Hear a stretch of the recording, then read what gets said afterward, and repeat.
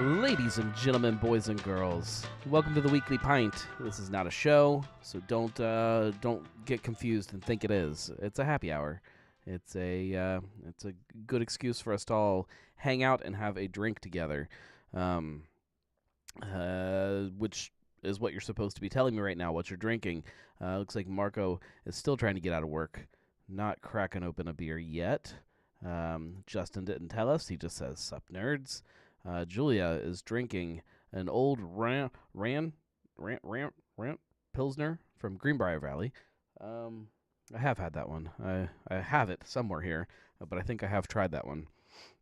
I'm going to crack open a new one for me tonight. One that I picked up today that I'm really, really excited to try. So, but before we get to that, we have to go through all of the standard stuff, all of the stuff about the Weekly Pint.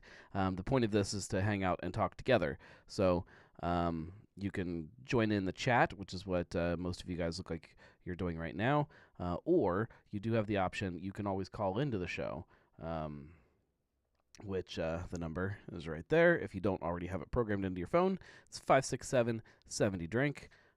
But like I said, you can always just take part in the chat. That works also. There it goes. Let's see. Josh is drinking Country Boy Lager con Lima. Wasn't that what you were drinking last week too? Joe pre-gamed with a From the Heart from Big Ash Brewing. Big Ash, who is recovering from a small fire. Did you actually go to Big Ash to pick it up?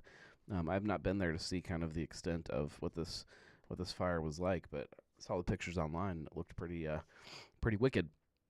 But they are back open, except no kitchen there because that's where the fire was.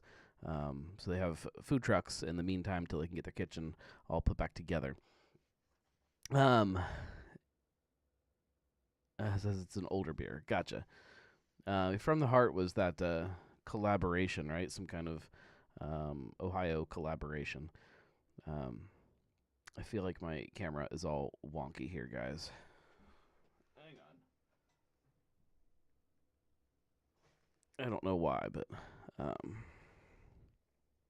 you would think that things could just stay in the exact same spot, and yet every single week, here we go, just trying to get things resituated where they're supposed to be.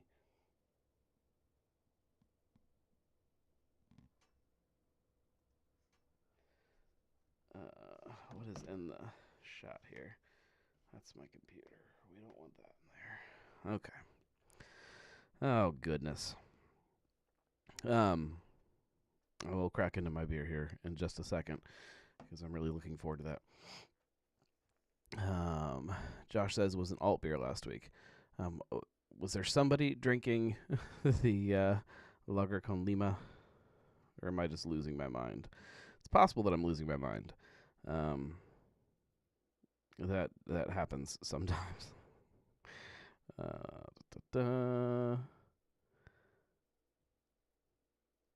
We are turning down lights again.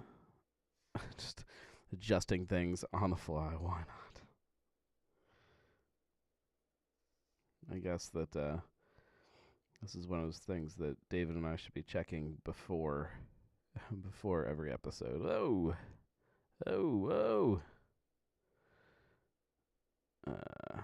There we go. All right.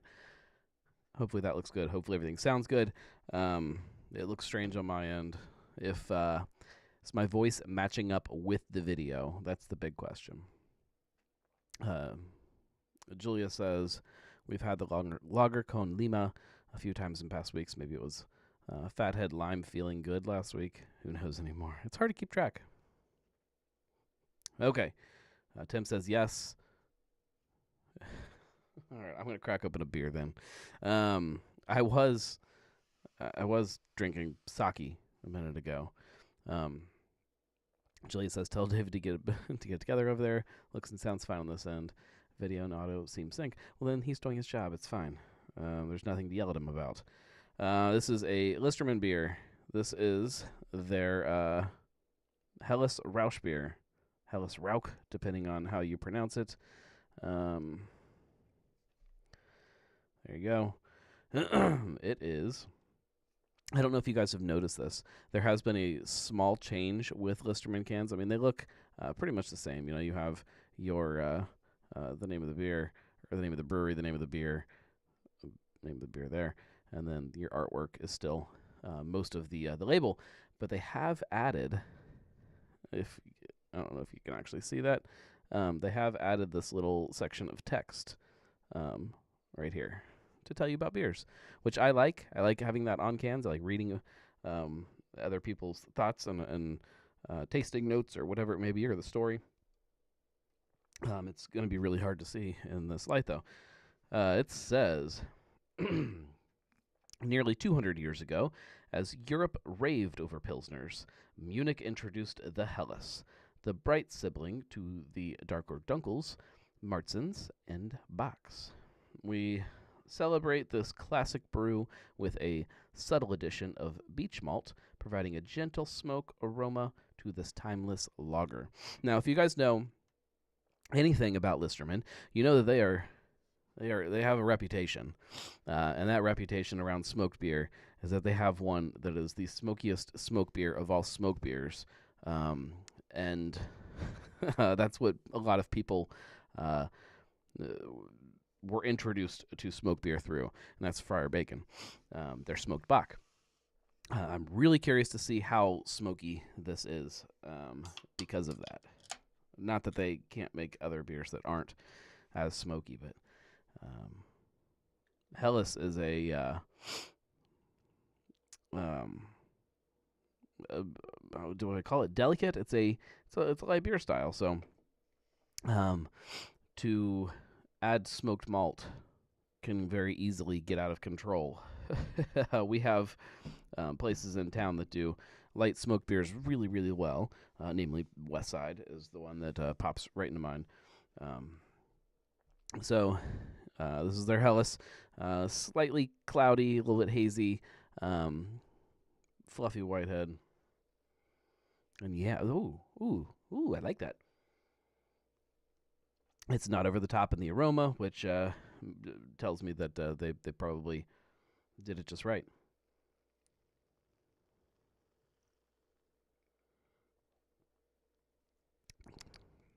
Oh, I can get behind that. It really does just lend. I mean, it's smoked. You could definitely tell that it's a smoke beer, but it lends this earthy, smoky, campfirey kind of note to an easy drinking beer. It does hide some of the other Helles character that I love, but if I want a Helles, I drink a Helles. If I want a smoked Helles, I drink a smoked Helles. I like that a lot. That would be an excellent beer with food. If you guys haven't tried this yet or don't have it hiding away in your beer fridge, go grab some because it's delicious. There's a couple things that I do want to talk about tonight. The big news: 16 Lots announcing their second location. We definitely need to talk about that a little bit. I have a blog post that I was hoping to get up today about it, but didn't. If you guys listened to this week's Brewcast, you heard some of the hints down there at Wooden Cask about who they're. I guess they didn't really give any hints of who it was, but hints that somebody would be announcing on Sunday. But they were coming into the levy, which was 16 lots. So I want to talk about that a little bit. I do want to talk about some other stuff. I want to get thoughts and opinions on some sponsorship things that I've been mulling over in my head.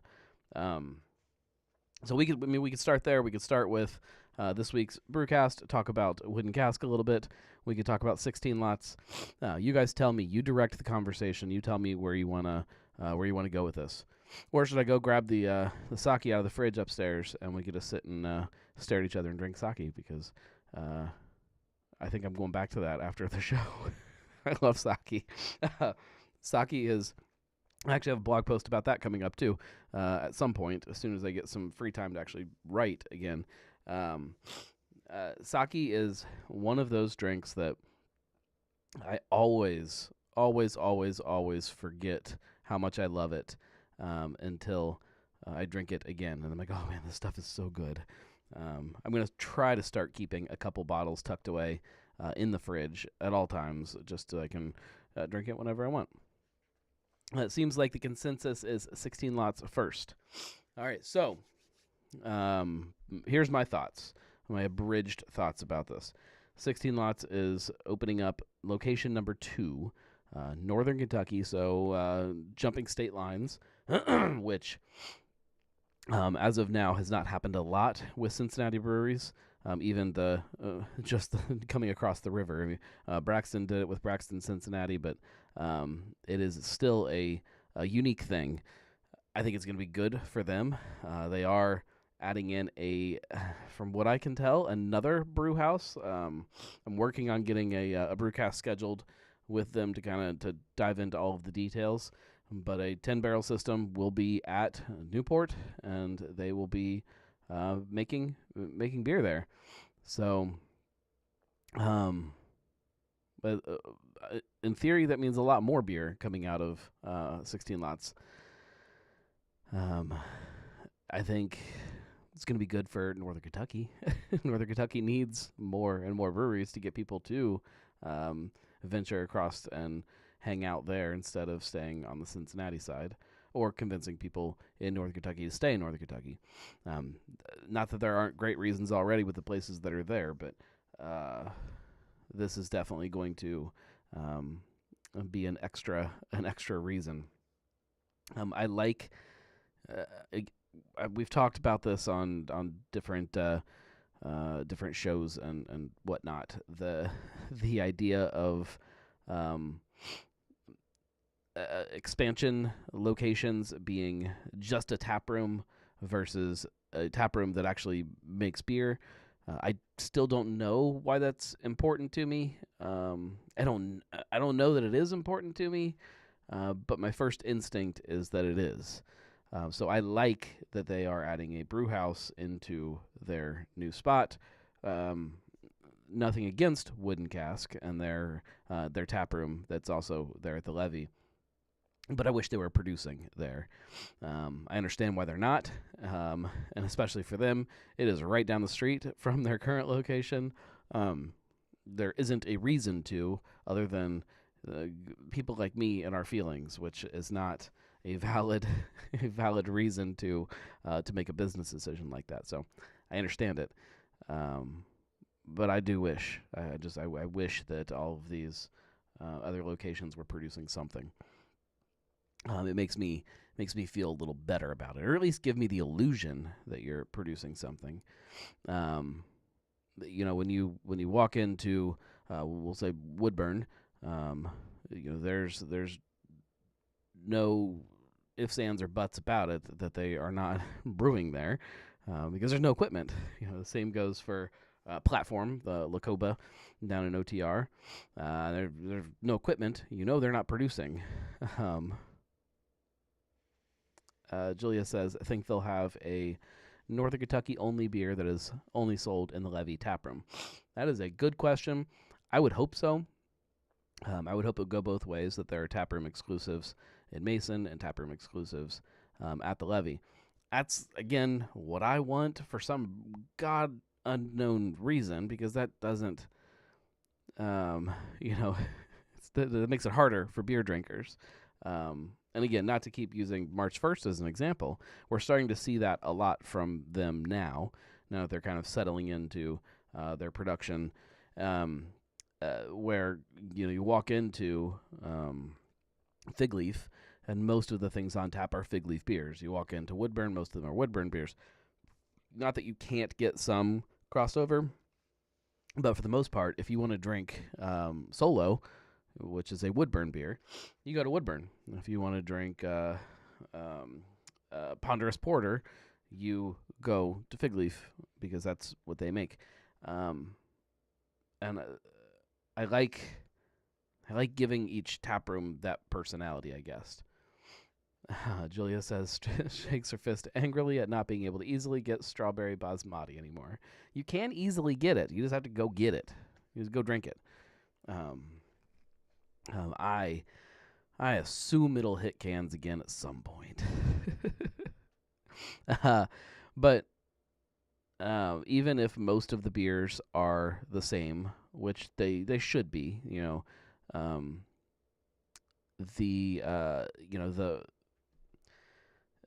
the bulk of the brand of these these two tap rooms are still the same brand. It's still 16 lots. This is the Southern Outpost versus the Mason Tap Room. I guess they'll give it some kind of other name, probably Mason Tap Room, home base, something like that. I don't know. But it's still 16 lots. So, most of the beers should be the same in both places, other than, kind of those fun taproom exclusives just to get us to go to both places. In my opinion, that's just my opinion, my thoughts, which are not really worth much of anything. I'm just a drinker, so take it for what it is. But I am excited to see how this helps. It helps Northern Kentucky grow a little bit and compete with what's happening downtown Cincinnati. How it helps the levy grow. I think that the levy has struggled for a long time trying to figure out its personality and who they want to be and who their customer is. And I think that getting more bars, getting more breweries, getting a distillery, getting things like that will definitely help them kind of solidify a personality and who hopefully they want to be. So it's exciting to see that. Fun to watch. I do like Newport, despite the stories that have come into my life around Newport. I do like Newport, and I like the levee, and I think we all kind of have happy memories of when the levee opened and kind of changed things around downtown Cincinnati, which I recognize Newport is not downtown Cincinnati, but it kind of is. So I'm excited. I'm excited to see how it works out. Nobody else gave me your opinions, so I'm curious to hear what you guys think about it. What your first instincts are. What your thoughts and emotions around another 16 lots are, because we have a lot of breweries in town, and it's hard to get to all of them, and I don't know if it is better for most people when they see some of those gaps and some of the places that are going to get another brewery. If we like having expansions of current breweries to help solidify what they're doing versus a new place that's opening up. Julia says, I think it's great. Whether a brand new brewery or an existing one being able to open another location, it's all good for greater Cincinnati beer. I think that sums it up pretty good. More beer is better. With the new 16 Lots tap room, they're building a cigar lounge as part of that. Northern Kentucky, you can do that, and I'm a huge cigar fan, so I think that's going to be awesome to have a brewery where you can go and have a cigar lounge. I know that, or at least it was in the plans. I guess I can't say that I know because I haven't been there to see what's going on. Um, uh, Marco says so is Dell. Yes, uh, but the Cincinnati Distillery in Milford will have space on the roof where you can smoke cigars. Have a big walk-in humidor up there. So there is, options like that, but to be able to be inside somewhere and and have a cigar is one of those things as a cigar fan in the Midwest that a huge chunk of the year you are very grateful for.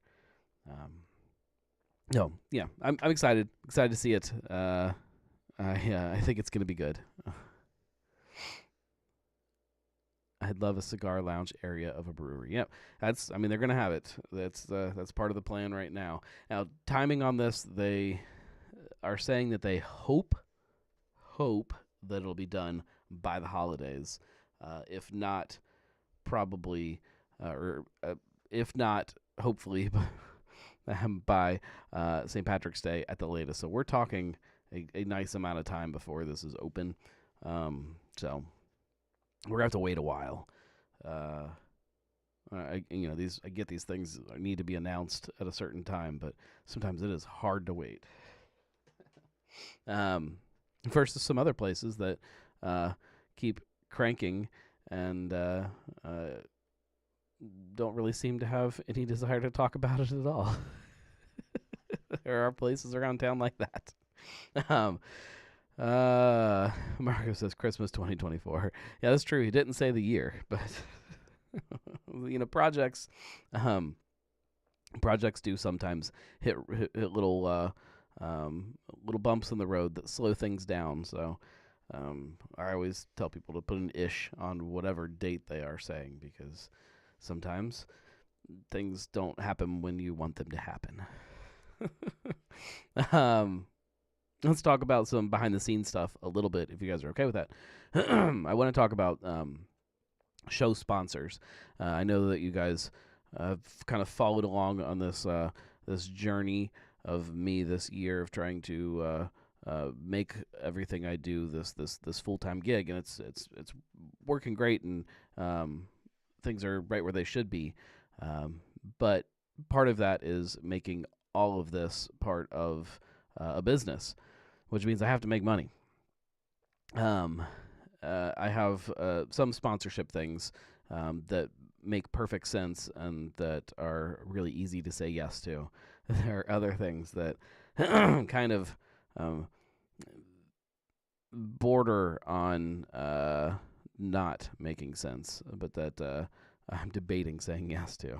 I don't want to say any names because I have not signed anything yet, and I don't want to make anybody mad. But if you listen to a lot of podcasts, I'm sure that you've heard of this company. This would be a sponsor for Cincy Brewcast, and then possibly also some stuff on the website. Julia says, "Don't start shilling for mobile games, please." No, it is not a mobile game of any kind. It is let's call it a grooming product. I can say that, and I think that you guys can all figure out based on that who I'm talking about. And I want to hear people's thoughts on it. Tim says having a brewery sponsor you would be tricky at best. I've bounced around with that a lot over the years. I don't think it is. I cannot confirm nor deny, Julia. I've bounced around with the idea of having breweries sponsor the show a lot. I think where I'm at with that is that I am 100% okay with being sponsored by a brewery, especially a local brewery. I'm pretty good about communicating with people when things are sponsored, when they are not sponsored. A brewery would have to know that their sponsorship isn't going to change my coverage at all of what I'm talking about or who I'm talking to or anything like that. Um, other than the fact that I would, obviously guarantee to talk about a brewery at some point in every episode, but I'm not the news, and I know that a lot of a lot of people maybe don't really get that. Even on that level, all of all of the news organizations around here um, take money from companies that they write about. Um, I don't seem to have an issue with it, so I don't know why I would be different. Um, Marco says he would take money from this aforementioned sponsor.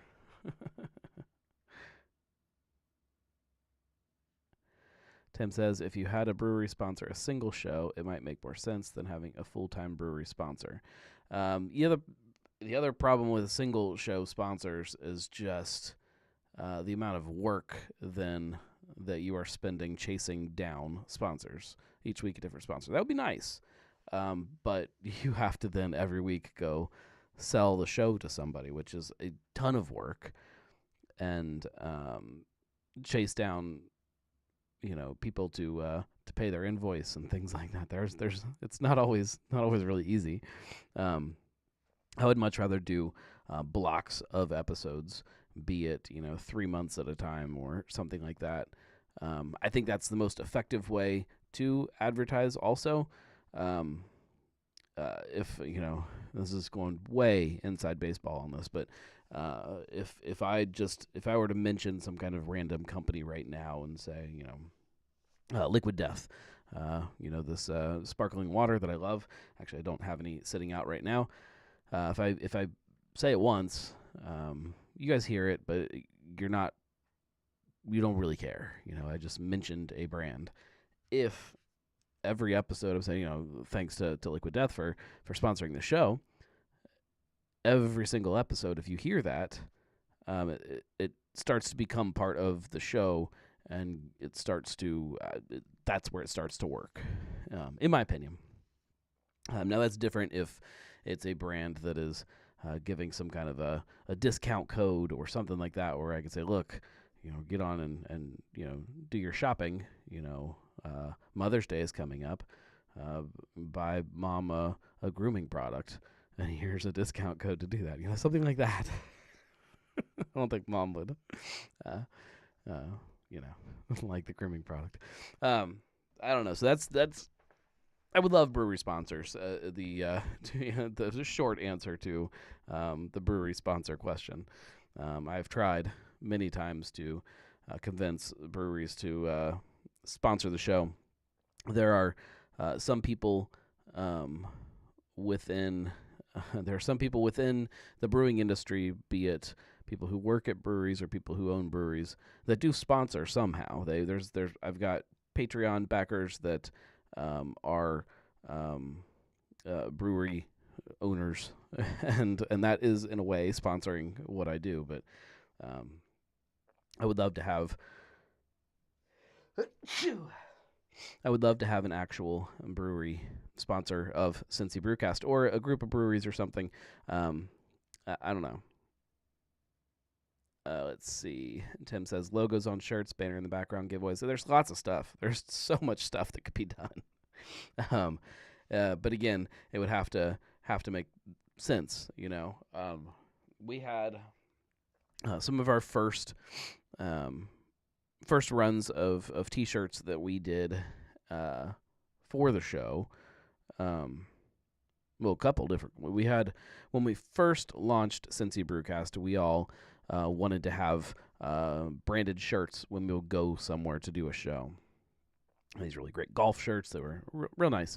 And we had a company over on the east side that sponsored the show for, I don't remember how many episodes it was.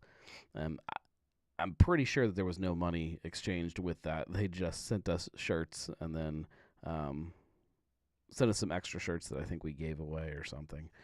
So there's sponsorships like that are easy. And we've done plenty of different giveaways and stuff on the show or on social media or whatnot. But I would like something that would help to infuse some cash. Margot says I have so many. Let's go over them on the show tomorrow. Margot says I remember the T-shirt sponsorship. There were actually two. So we had at first there was a company on the east side, and then well, I guess they're both on the east side. The second one, Mario Pastore over Pastore Screen Print, sponsored us for a couple things. But again, I'm pretty sure there was no money exchanged on that one. I can't remember. It was a long time ago. And in the early days like that, Mike took care of all of that side of things. He was responsible for the business end of Cincy Brewcast at the beginning. Retail locations, Jungle Gyms, BC's, White Oak Marathon. Now you're talking. Again, I've reached out to a couple different retailers trying to get that ball rolling, and have never really gotten people to settle in. Some people talked about really wanting to do it, and then kind of just stopped returning calls about it. Not naming names, but and Jungle Gyms is an interesting one. They have their own podcast now. They have their own platform for podcasts. There's so much that could be done with all of that. There's no reason that there couldn't be a monthly special episode of Cincy Brewcast that's only broadcast on Jungle Gym's platform. There's lots of stuff that could be done, but and that stuff to me is easy. It's all those are easy sponsorships that make a lot of sense. It's the stuff that, again, like I mentioned, there's been stuff kind of on the fence on the blog or on Instagram, stuff like that, where people are offering to pay to have me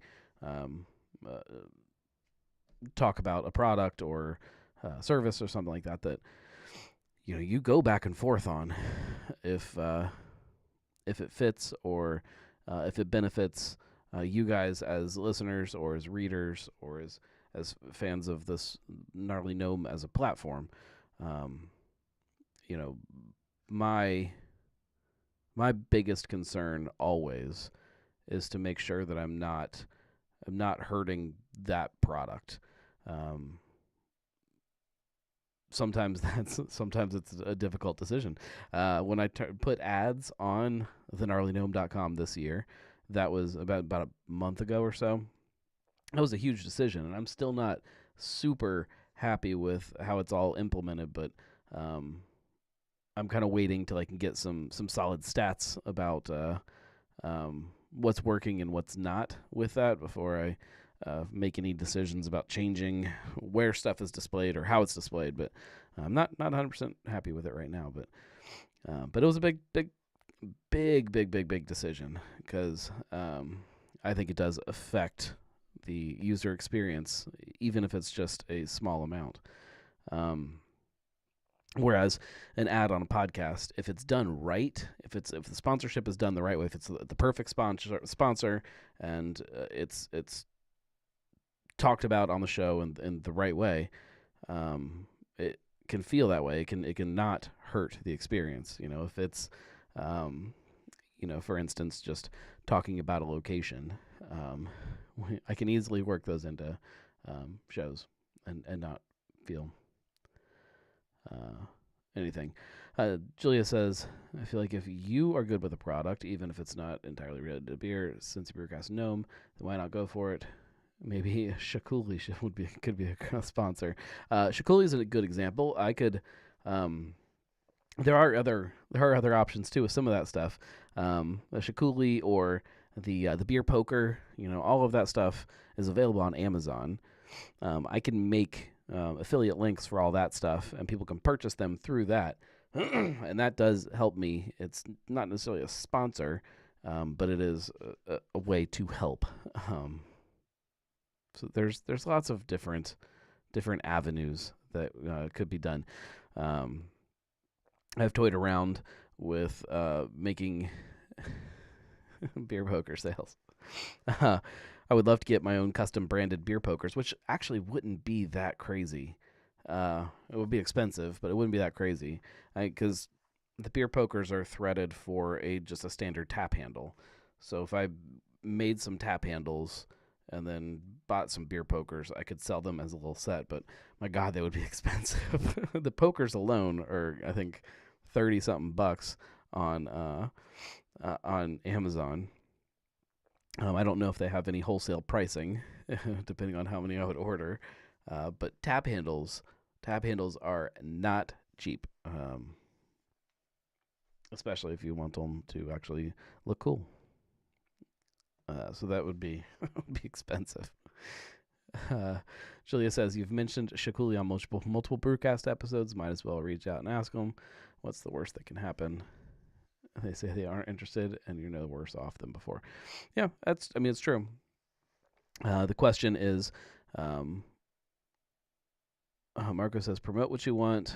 We understand that you need and should be sponsored. Hell, if you get a lawnmower company, that would be okay. Today's lawnmower beer brought to you by John Deere. See, even that, I feel like I could work that in a very natural way. Yeah, it's if I'm spending the time to go after a sponsor, I want it to be a perfect sponsor. I don't want to just cast the net out there and hope something catches. That's if I'm going out there. Now, if other people reach out to me, that's a different thing. Tim says shower koozies. That is the shakuzi. Is it shakuzi or shakuli? I can never remember. That they are talking about. It is amazing. Let me pull it up here.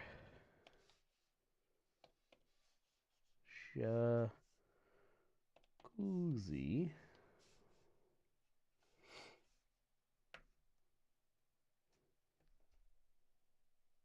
Shakuli.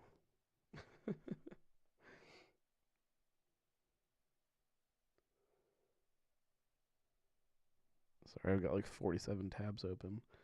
Let me get all that closed. So these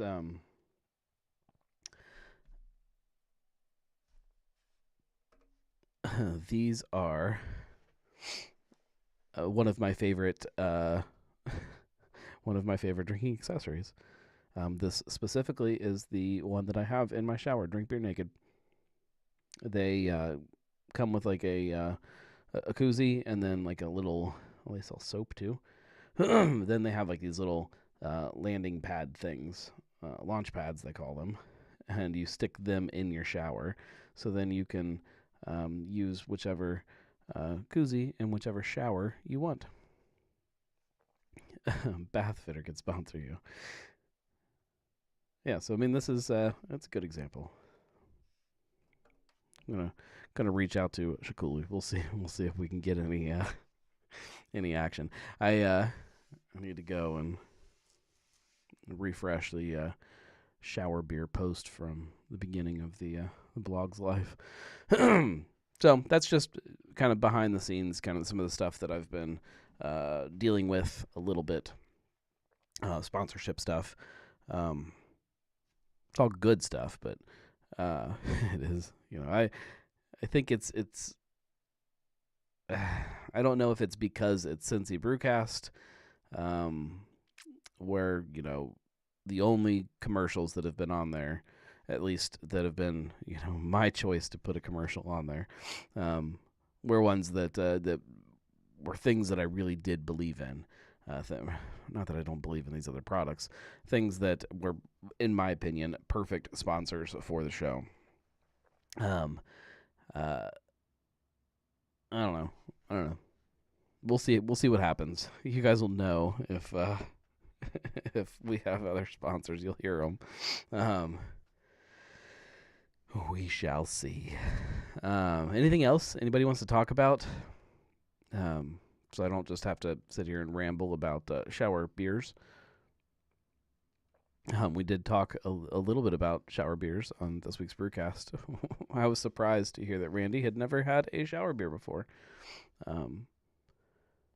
I also think that everybody that sees him for the next 6 months should ask him if he's had a shower beer yet until he says yes.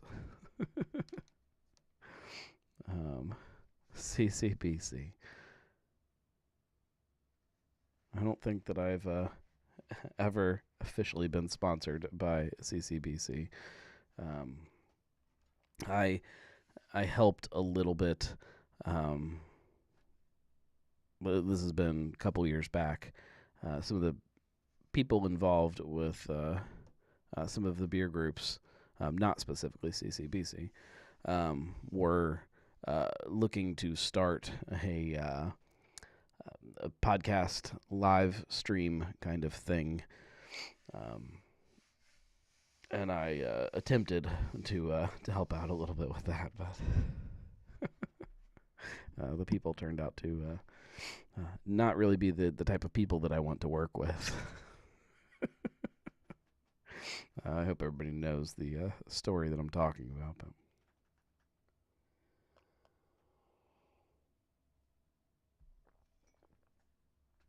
all right, guys. Well, if there's nothing else, we can wrap things up. We're getting close to 45 minutes, so Marco says that was a fun brewcast. Which one specifically? There were several.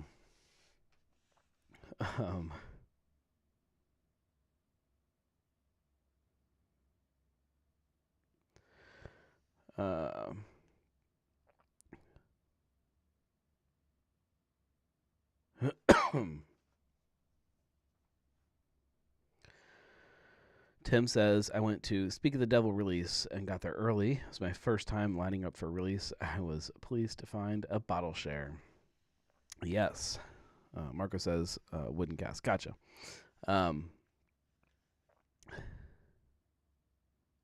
The Speak of the Devil was, not that there haven't been a couple bottle releases in the last recent past, but the idea of bottle shares have definitely not been what we were used to for a while. So it was bottle shares at releases were, in my opinion, probably 75% of why people went to releases. It was a social event. It was a chance to line up hours before the beer was even released and hang out and talk with old friends, new friends, just talk with people. And it went away. I don't know if it was because of just because of COVID, or if it was because of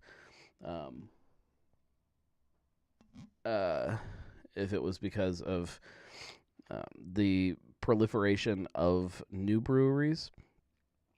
I don't know what it was, but it definitely has not been normal for a while, and I like it.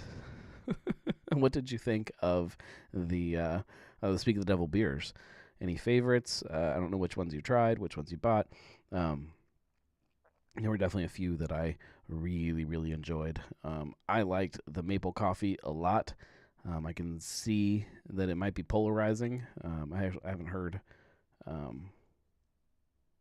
a lot of people's thoughts and opinions on them yet, but the maple coffee was great. The banana trail mix was really good. Tim says, I had a blast and the beer was great. Bought the set. That's an expensive day. Marco says, when we do a Pilsner Fest, the bottle share before should just be Pilsners. That would be awesome. All kinds of Pilsners. Julia says, first release I went to was the second, Fiona at Listerman. Had no idea what to expect. Everyone was gracious enough to let me join the share. Holy mother, being unexpectedly drunk before 8 a.m. Yeah. I like the snowball variant. That was good too.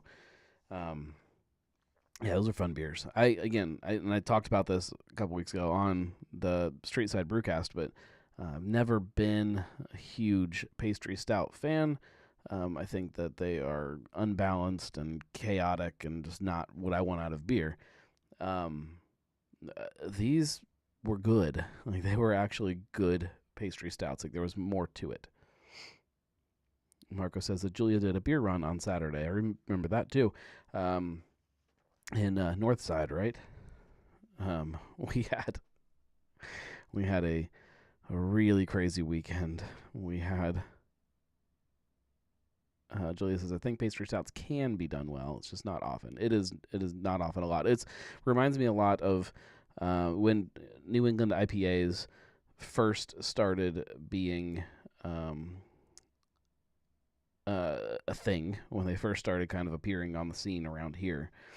I feel like there were a lot of very poorly done ones, and I feel that way about pastry stouts now too. Like, every time I try a pastry stout, I shouldn't say every time, a lot of the time when I try a pastry stout, it's not great, and that's not because the style itself can't be great. It's because people are doing them poorly, and I think that when I see beers like this, Speak of the Devil and the variants, when I see stuff like that, it gives me hope that there is hope for me for pastry stout eventually, the same way that there is with New England IPAs. Julie says that was yesterday, Higher Gravity Beer Gallop. So my weekend started on Friday, as most people's weekends kind of do. We had a rehearsal dinner for a friend's wedding down at Taft's. So we dropped the kids off with my sister-in-law and went and hung out at Taft's for a few hours, and then came home, picked the kids up. Then my wife had to get up bright and early Saturday morning to go back downtown to do wedding things. So I hung out with the kids for a little bit during the day. We had our first soccer game of the year for my 5-year-old. And then we went out to lunch, and then had to send her and her brother off to Grandma's house because I had to get back downtown for the wedding, and then the reception was also just right down there, so it was fun. We were going to come home that night. I was supposed to be the DD, and I decided pretty quickly during the reception that just wasn't going to fly. Our kids were at a babysitter overnight. We're not driving back to Fairfield. I'm not driving back to Fairfield. I'm going to drink. So we did, and drank heavily, and then got a hotel downtown and hung out down there and drank heavily all through the night. Spent some time over at Nicholson's, drinking some scotch and some beers, and woke up on Sunday morning with a vicious hangover, and then decided we were going to run down to Taste of Belgium, because that is, to me, the best place for hangover recovery. Get a beer mosa and chicken and waffles. So we did that, and then went and headed back home because we had to quickly get showered and changed and prepped for another wedding. So we had our second wedding of the weekend on Sunday, and that was in the afternoon. So did the reception, then had to head to pick up the kids. That's not even the full story. The wedding in the afternoon was in Oxford, so we had to drive, from the Banks, from Taste of Belgium, back to Fairfield to change, then go to Oxford to go to a wedding, then to go all the way over to Liberty Township for the reception. Then we had to go back to Oxford to pick up our kids from Grandma, then back down here to Fairfield Sunday night. So that was a busy weekend. And then, as Tim points out, today is the boy, the 2-year-old. It's his birthday. So as soon as we got done with our our work day. We had to um, have a little family dinner. We already did a party for him. We actually did it last month. I guess it was last month. But we did some finger painting in the middle of the floor, and that was messy. Then it's also my wife's birthday today too, so it has been busy, extremely busy in the gnome household. Let's see. Julia says that Josh and I did the beer run walk and had beers, and then went to Standard Beer, Taft's OTR, and the FCC game with everyone's favorite podcast guest, Lee. Had all the cores. So much sun, so little water. That was part of it, too, is that part of the reason I had a hangover on Sunday. It was so hot. I mean, it was beautiful, but it's been a while since I sat out in the sun drinking heavily. So that's all. We went back way off topic, and now we're approaching an hour on the show. So thank everyone for the birthday wishes for the boy. He didn't even make it to bedtime. He passed out early because he was so exhausted because they had a big weekend too, and then a big day today. So I guess kid going to sleep early is a gift for me. Thank you guys. I appreciate everybody for hanging out here every week and making the weekly pint an actual thing that makes sense to do. So thank you all very much. Know that I do this for you guys because it's self-serving. I do it because I like hanging out with you guys. So thank you for giving me a reason to do that. For those of you who do want to support this or any one of the shows or platforms or ideas or things, experiments that I do, you can do that by going to thegnarlygnome.com/support. That links right to the Patreon page. And it helps a lot. It helps a lot. So thank you for all of you that already do that. And for those of you who want to, I'm not going to stop you. I encourage it. And I promise that there is good stuff coming. I keep saying that I have an episode of Drinking with the Gnome. It's ready, sort of. The last segment, I was going to have somebody on the show to do that segment, and I'm going to do it a little differently, which means I have to change like the last couple sentences of what already is recorded, and then I'm going to record the last segment just by myself down here at the bar, and that'll work. Julia says, if you do get John Deere to sponsor, I'll buy a tractor. Don't tell Josh. I should put a tractor. I should put a link up somewhere for a tractor on Amazon because that would be a nice little affiliate payment. I don't know how much money I would get for a tractor, but it'll probably be actual money. Usually when you buy something off of an Amazon affiliate link, it's like 10 cents or something that I actually get, which adds up, if enough people are buying stuff. You get little checks every once in a while. But a tractor would be nice. Which, by the way, just we can go down another quick little tangent.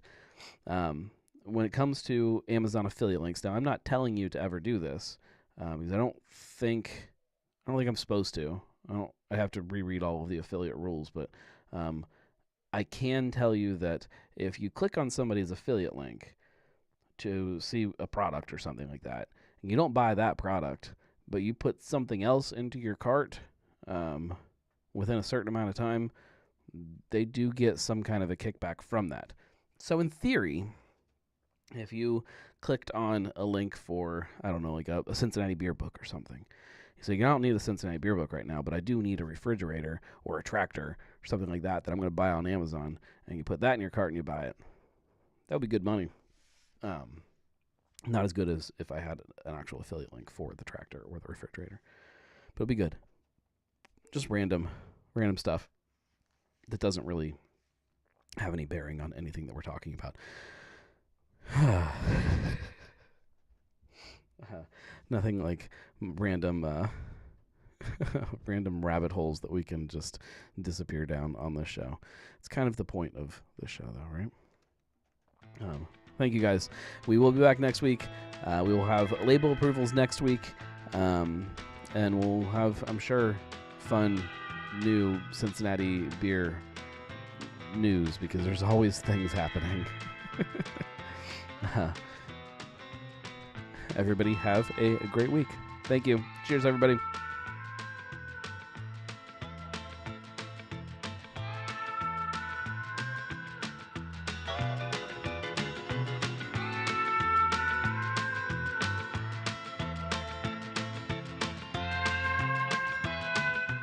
Stay tuned for Gnome branded John Deere tractors. How about that? I would even buy one of those.